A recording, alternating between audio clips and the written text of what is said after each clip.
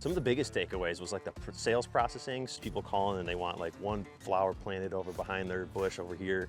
And I'm like, man, I can't afford to do that anymore. But we had the nice guy syndrome. It may serve the customer to hear, hey, we'd love to help you with this. Right now, we have a backlog. Would it be helpful if I sent you our pricing guide? Here we are with Landscapin Nathan from Crystal Coast Custom Landscapes. We're at Belgard University right now. How are you doing? I'm doing great. Great. A little cold, but great. It is a little cold, I guess. What is the actual temperature right now? I think it's about 54. 54. Okay, so when I came from Colorado, it was 23. Oh boy. But it's really dry there. Yep. So it's more humid here. It actually, I don't know. I'm enjoying being outside right now. Really? Okay. Yeah, I'm from Michigan as well, so we're kind of used to the cold, but after being acclimatized for 10 years here, I'm kind of liking the warm a little bit. Well, so Landscapin Nathan, I just gave a talk and I said, hey, does anyone want to be on the podcast? And you're like, yeah, let's do it. So here we are having a chat. Tell us a little bit about your company. Okay, yeah, so I was a Marine, obviously, for 5 years, and that's why we're in the Camp Lejeune area, kind of the surrounding. Swansboro is actually the town we work out of. I had worked for a local U.S. Lawns franchise, didn't quite see eye to eye with some of the regulations and stuff that they had working as a franchise. So that's where I had stepped away and began our landscaping venture by ourselves. About 2021, I think, is when I was our first year. We've been in business about 4 years now, and we've grown from just me running around with an F-150 and a trailer about the size of a picnic table to a company that has 20 plus employees. Wow, that's amazing. And what are all the different services you guys do? We do anything like outdoor custom landscaping. Your vision is our mastery. That's our motto. So if you can dream it, we can just about build anything that you want. What were some of your takeaways from the talk today? Some of the biggest takeaways was like the sales processing. So actually like eliminating those, because that's where we were struggling the last couple of years. Is we would get all these small leads, I'll call them for lack of better terms. So it's like these people calling and they want like one flower planted over behind their bush over here. And I'm like, man, I can't afford to do that anymore. But we had the nice guy syndrome where we were taking on every little job. And I'm like, man, like we're losing money at this point. So after you had kind of described like, hey, we can't be doing nice guy syndrome. We can't just every Chris and Joe calling and needs this and that. We can't do that anymore. And I think that's gonna be like the #1 thing that we take away from this, bring back home and immediately start vetting these customers better. One of the things that I share with people is it may serve the customer to hear that hey, we'd love to help you with this. Right now, we have a backlog, or we're currently taking projects around this investment range. Yep. And one thing you can do is say, it sounds like you're researching your project right now. Would it be helpful if I sent you our pricing guide? Yep. So that was one of the things I shared today, because now maybe you need to decline the project, but the customer then realizes when they call another couple companies that they're all telling them a similar budget range, and they're like, you know what, Landscapin Nathan was honest with me and helpful and sent me pricing information, and I actually trust him now because he was at least helpful in telling me no.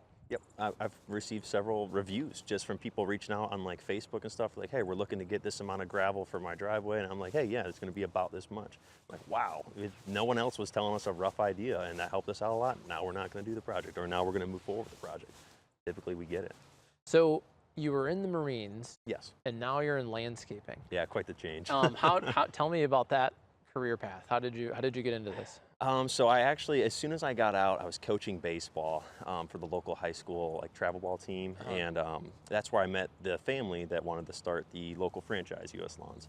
I met 2 of their sons because they were in my team, and we just got talking and found out that we were kind of like-minded at the time, and they needed someone to run teams and start stepping into a management position. So I raised my hand. I was like, hey, I would love to give it a shot. We did. I did that, like I said, about 2 years, and then just stepped away and started doing our own thing. So you hadn't worked in the green industry prior to that? Correct, yeah. My mom was always kind of a gardener. You know, she had a green thumb. We had a big, extravagant garden my whole childhood. Michigan? Yeah, in Michigan. Learning, obviously, the plants down here was a big change for us because we had a lot of different stuff up north. But I'd say we always kind of had somewhat of a green thumb because of my mom's garden growing up and our vegetables and stuff. But I never really worked in the industry until I got out of the Marine Corps. And what do you want to do with your company? Where do you want to take it? Honestly, that's a very good question because I haven't really thought about that yet. As of right now, it's my biggest motivation is my 2 daughters because I have a 5-year-old and a 2-year-old, and the 9 to 5 was taking away a lot of milestones I was missing. So the reason I got out is to start a family. And then as soon as I started doing a 9 to 5, I found out, hey, I'm still missing like her first steps, her first words and stuff. And I'm like, hey, let's find a way to kind of become more independent, more financially free. And starting a business and getting that cash flow with commercial contracts and expanding has been wonderful because I've bought back that time. And now with my 2-year-old, I don't think I've missed a single thing with her. So you feel like you have the time? Yes, absolutely. And you're only 4 years in? Yeah, I'd say we have, I'd say probably 80% of my time back. If I wanted to step out fully, the only issue would be that sales process. That's why I'm really glad that we met you guys today and that we started discussing that. That's amazing. I mean, I don't know many business owners that would say that they have that time, at least in the first 4 years. It seemed to take me like 10. Okay. Now I have more time, Yeah. but it was because of the time that I put in before. Yes. But I had no idea what I was doing in business at all. Yep. And I think that's where a lot of people struggle first, you know? Yeah. Well, and so maybe working in that franchise, do you feel like that gave you a head start? Absolutely, because I already had the connections. I already knew a lot of the same people that would be my clients later on after my year non-compete was up. So after that non-compete was up, that's when I started getting calls from all of my old clients, and they were like, hey, like things are just different. Can you give us a quote with your new company? And then we just kind of expanded from there very rapidly. Yeah. So tell me more about sales process. So you've scaled your business quite a bit. Yep. You have a team, Yep. 20 plus people, give or take. What was it that you took away from the talk today about sales process that you're like, I could maybe dig into that a bit more? Really the vetting. Just having that process, and I think it's just going to streamline everything. And then we're going to get more high-end clients that are more qualified leads. As of right now, I'd say are probably 90% referrals. So out of all of our jobs, you know, we'll have a team in the field, and we have 3 maintenance teams that run around with our logos and stuff people will call. So a little bit of passive, but 90% of it comes from us doing work for like so-and-so's neighbor.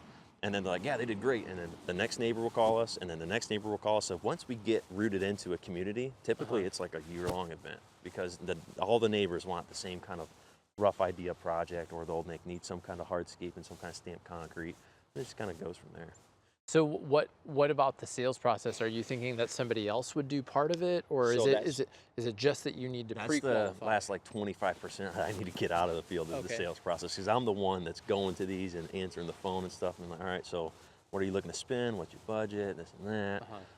So that's where if we have a system, like I haven't come up with a system also, you think your system's great. If we have a system for, you know, our office manager to follow, answer these phones, start vetting them, or going online, which we already have a automatic like scheduling through Jobber. I'm not sure. Oh if yeah, you're familiar nice. with Jobber. Yep. Yeah. So that's connected to our website. It says contact us. You click on it.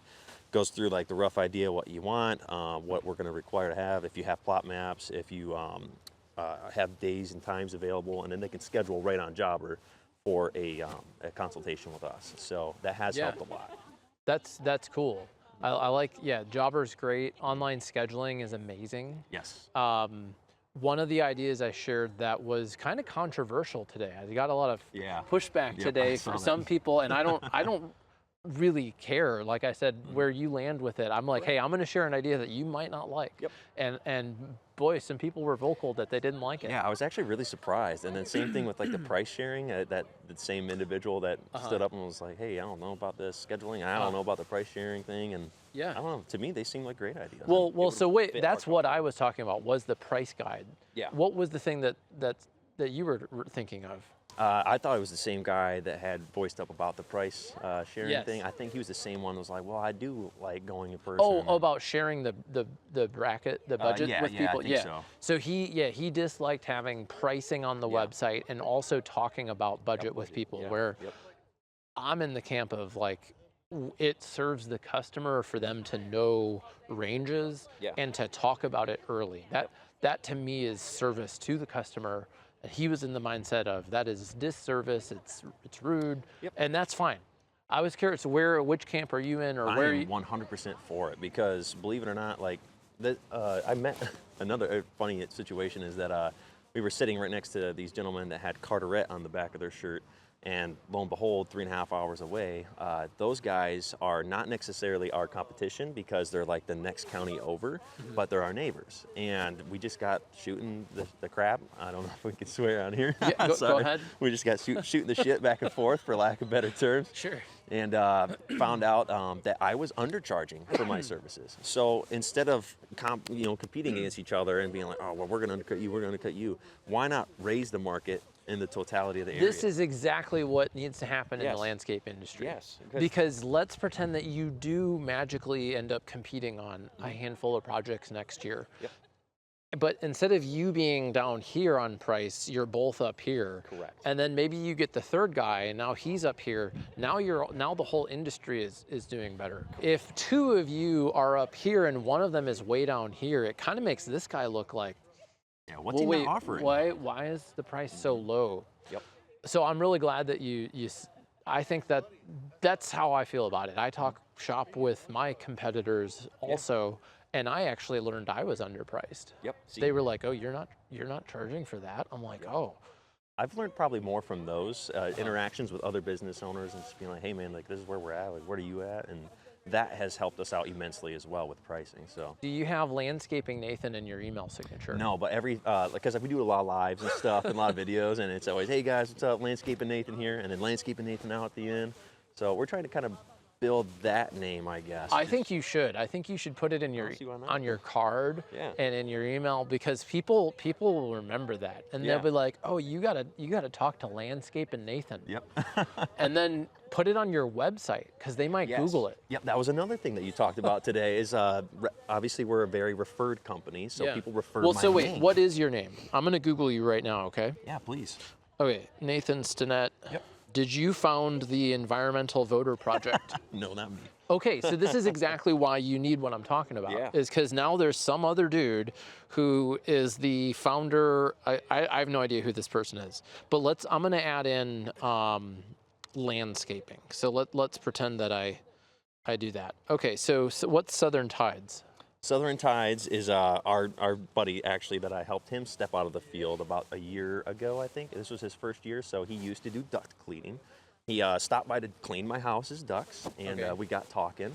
And I finally had convinced him. I was like, hey, man, just start it. Like, just do it, because everyone gets stuck in the ready-wait phase. Why not just start it and figure it out like most other people? All right, so you must be mentioned on that Facebook page. Maybe you wrote a review? Yes, probably. Okay, so you're showing up there, and then who is Nathan Stemfer Lawn and Landscape? That's a good question. So that's not you. It's some guy from Greensburg, Pennsylvania. Yep. And then there's your LinkedIn. Yep. And you're an entrepreneur and self-employed. Yep. So this isn't really going to help me if I'm a potential customer being referred to you. Yep. So if you had a bio about yourself. Yep, just like right on the webpage? Right on your About page, and you had a nice photo of you. Maybe you have your family in there. Okay. Some people put their family on their website, some people don't. Yep. But you have your full name, Nathan Stinnett, also known as Nathaniel Nathan. And Raleigh, he's in the Raleigh area and services XYZ areas. He was in the Marines. And honestly, you could run your interview with me through ChatGPT and say, write a 50-word bio for Nathan Stinnett. Yeah, we use And ChatGPT boom, a lot. there's your bio, and that would help your website show up when you get referred. Yep. And so the story I shared, I'm in the process of hiring a remodeling company, and I have a friend that I've known for a while in my neighborhood, and we're working with him. And my wife and I had a question. We're like, does he do design? And we don't know, because we don't actually know him that well. We know he does construction, so we tried to find his website, and we Googled this stuff, couldn't find him. It wasn't a deal breaker necessarily, but depending on your level of referral, somebody may, oh, I can't find anything about him. Let's Google the next referral we got. Yep. And that's where I want them to find you, and then find your website and geek out on your photos and be like, all right, these are my people. Yes, yep, and that's exactly what we're going for too. So what made you want to start doing this stuff? It's kind of a long story, but I play mandolin. So I play bluegrass music. Okay. And I played in a band in high school, and I got our band on MySpace and Facebook, and I built our email list to get people to come and see me. Yeah, right? So this was back in the day, and this was like amazing because we went from literally recording on cassette tapes to then saving money to go into a studio to burn CDs. Wow. But like on my mom's computer, like every CD took like 20 minutes to burn. Everything you just said is so nostalgic. I know it is. That's why it's a long story. But when we could get our music online, it was amazing because we had gone through the hassle of like all this stuff. Yep. And so I was always excited about getting people to come and see my music, but I realized that I was learning marketing skills. Okay. Around that time, I worked at a garden center. Okay. And after college, I went for it with my band. We had a manager, and we made hundreds of dollars total as a band, right? Oh, yes. okay. You know, so I was like, wow, I don't like this. I need to make a living. Yeah. And I thought I would do journalism, which was what I studied, but the Rocky Mountain News went out of business, and I started doing freelance social media for people. This was like 2009. And it was mainly like that was the job market was terrible. The market crashed. And I was like, how do I pay rent? And I was like, I can write, and I have figured out email and social media. So I just started doing it for businesses, kind of like people just start doing landscaping. They're like, I can mow your lawn. Yeah. I can plant some stuff for you. I was like, I can build your Facebook page. And that kept growing. And I realized that there were a lot of businesses who needed a website. So I started subbing out a web developer, and I'm like, cool, I'll write the web content. I hired an SEO guy, eventually acquired his company, and started my own agency. So that was how I got into it. And about 8 years of doing everything for everyone, I started speaking for Constant Contact, the email company. They had me speak at a landscape show, and I was like, hey, I used to work at a garden center, and I found I could just talk to landscape people. And I got a landscaper, an arborist, and a garden center. And they referred me, and then I got invited to speak again, and I presented the results that I got for those clients, and they were like, this guy. And then before I knew it, like 40% of my business was in the landscape industry. That was going to be my follow-up is like, do you just do landscaping, or is it any industry? At this time, 90% of my business is landscaping. Okay, The remaining 10% is what I'd call legacy clients. So we have some industrial clients, we have some dentists, we have a handful of other small businesses. I have a auto repair shop that still gets great results for me, and I work with some other construction type companies, but 90% is in the landscape business now. The system just seems to fit this better. Well, part of it, and this is related to my talk and what I tell people, is figuring out who is your hell yes customer, and then figuring out a system for serving that customer allows you to scale and get you, the owner, out of everything. So I used to do everything. I used to write all of our web copy. I used to do all of our sales. I used to do, I've built websites very poorly. I'm not a very good web developer. So now I'm able to hire specialists like who are actual web developers or SEO strategists. And the quality that we do is higher because we do it repeatedly for landscapers. So every time we take on a client, we are that much better and that much more knowledgeable of the landscape industry. Wow, okay, so You know, that's and- where and- you kind of and- specialize. Yeah, and instead of, whereas when I worked with everyone, it was interesting, but it was kind of reinventing the wheel, and it was kind of like, hey, Nathan, I haven't done this before, but it might figure it work, out. and like sometimes it didn't, you know, and that didn't feel very What were good. some examples of that? Like, do you remember any specific industries that it didn't work in that one? Yeah, one was e-commerce. E-commerce, You know, so I learned very quickly that I love local SEO. I'm all about it. I understand how to do it well. And when I had clients that were outside of local SEO, like I had a client that sold jewelry supplies, and we did a good job for them with Facebook ads, but Facebook ads change all the time, and e-commerce changes all the time, and like the Amazon of things, you know, like at that time, Amazon was not what it is now, but wow, it was very quickly becoming what it is now. And I was like, I don't really care about jewelry supplies at all. I don't. Like, so part of it, I was just like, I'm not interested enough to learn about how to sell jewelry supplies to do this really well to the level that your little business could compete with Amazon. Gotcha. or with the mega online retailers. So I was like, I don't really want to do e-commerce. I worked with a number of attorneys who were just, from a personality standpoint, a pain in the butt. Gotcha. They just were not enjoyable to work with. Or I worked with a major national brand mouthwash company. Dang. And on Christmas was managing an email campaign. And I was like, I want to enjoy Christmas. Yep. I don't really want to be working on anything. So part of it was a lot of just experiences of like, wow, I'm working with this national brand doing like terrible, like what I learned was they bought their email addresses from a different marketing agency.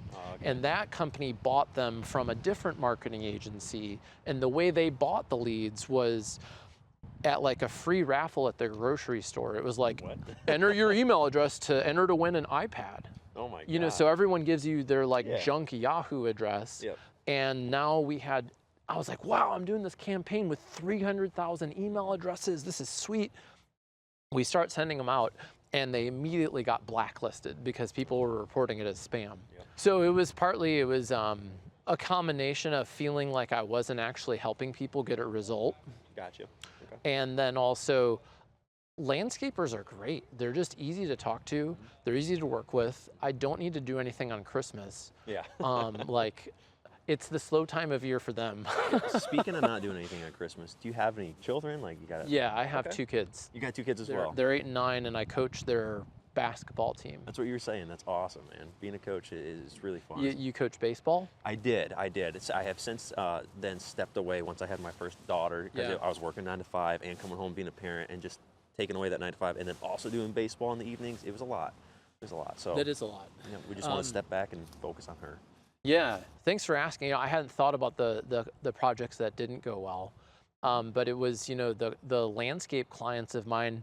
It was also partly I did a lot of business with customers that had a retail location. Yeah. And now I still help garden centers and nurseries, but it's different in the sense that I realized that a lot of my clients who had a downtown retail location, that was their marketing budget. Yeah. It was like, wow, you have this enormous rent.